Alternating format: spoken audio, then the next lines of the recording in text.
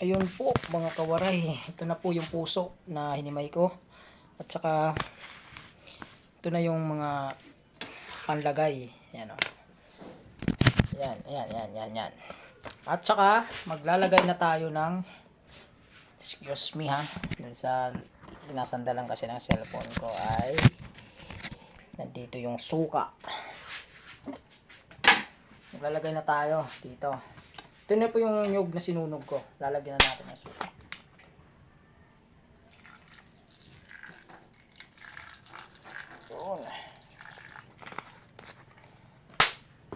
Yun. Sasalin ko po siya dito.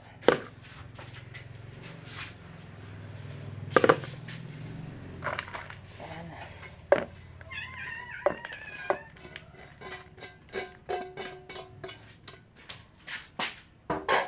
Ayan po. Ito na.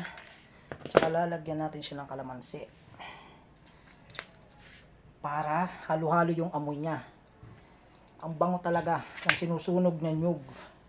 Kayurin nyo yung nyug tapos sunugin nyo. Kahit anong kinilaw, lagyan nyo ng ganyan. Sobrang bango ng kinilaw. Kahit anong kinilaw na malangsa na isda, pag may ganito, sunugin nyo yung nyug na kinayod. Huwag lang masyadong sunog na sunog. Excuse. Tapos suka ilagay nyo, tapos kalamansi, lagyan nyo ng kalamansi na konti. Tapos yun ang ipanglagay nyo dito pang sabaw nya na sobrang napakaamoy. Ayan o, grabe ang bango. Ayan na po. Pipigaan natin siya.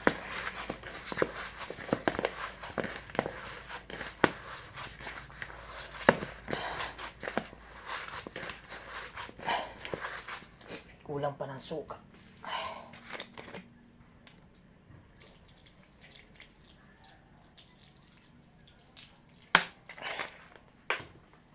Okay, piga ulit.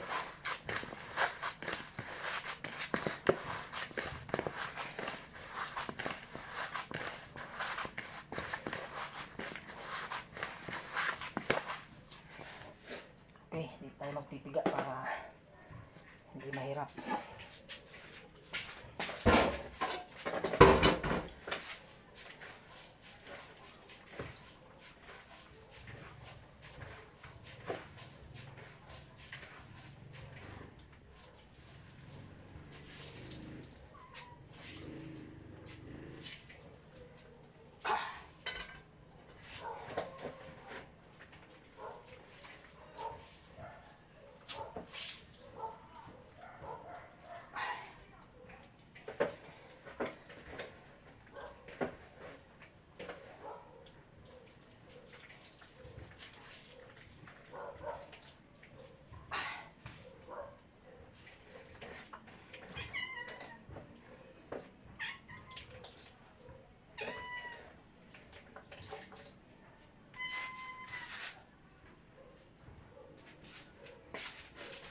Dito nga po pala sa ilalagay ko, makikita nyo po medyo maitim po ang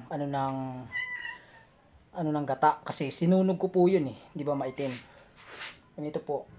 Yan po. Yan po yung pinigaan ko. Yan. Sobrang bango po.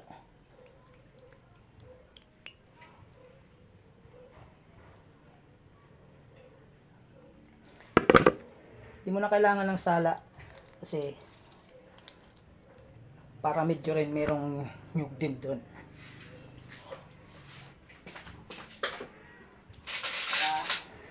Gagawin mo na lang, hahaluin mo siya ng ganun. Ayan na po, may gata na siya. Grabe ang bango, super ang bango. Hindi pa nga nalalagay yung pang yung pang nakot, ano, kinilaw na puso yan mga kawaray. Sa waray lang kayo makakakita ng ganito nagpilaw ng puso. Ano? Yan po, lagay na natin. Unahin natin una-una yung luya. Dapat maraming luya kasi yun ang pagpabango. Pabango siya, tapos siya magpapalasa rin. Tapos sunod natin yung sibuyas. Yan. Tapos haluin natin. Tsaka ako'y nagugutom na rin. Ayan po. Ayan o. Grabe kung mayroon lang nandito talaga, makakaamoy talaga. Sa pinilaw ko na puso. Masasabi nyo talaga, gawa mo nga ulit ako nyan, iluto mo nga ulit ako nyan na kinilaw na puso. At saka last na ilalagay natin yung kalamansi. Siya na yung magdadala ng ano na yan, ang asim. Damihan nyo ng kalamansi, huwag kayong magtipid sa kalamansi. Kasi yung kaninang dinagay kong suka, kahit marami yon, tsaka kalamansi, tinalo yun ng gata. Tsaka bumango lang yun.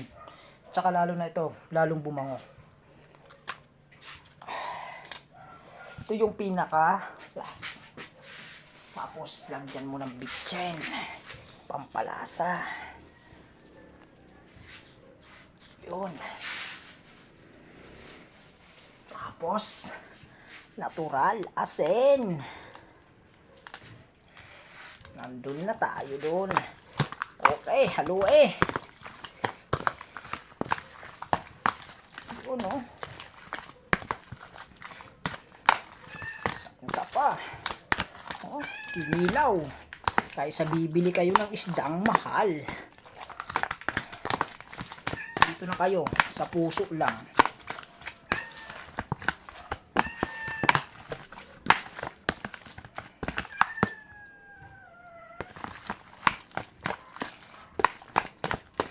Okay, testing mga kawaray para sa inyo.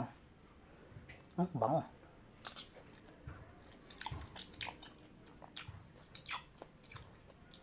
Grabe. Kahit lakarin ko papuntang tawid ng Mindoro. Grabe talaga. Iba. Thank you. Ay, kalimutan ko pala. Ito pala yung pamporma natin. Wala yan. Pamporma lang yan. Hindi ko talaga inahalo yan dyan sa kinilaw kasi pag linagyan mo ng kamatis yan, ang bilis mapanis. Pamporma lang to. Ganito lang ang ginagawa ko dyan.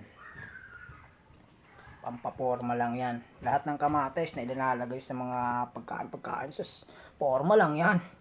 Ayan na po. Tapos na ang kinilaw nating puso. Tcharan! Oh, diba?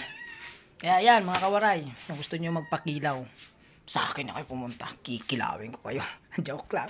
Thank you mga kawaray. Tsaka dito na kayo, nagugutom na rin ako, sarap. Grabe. Grabe. Panalong panalo. Bye bye.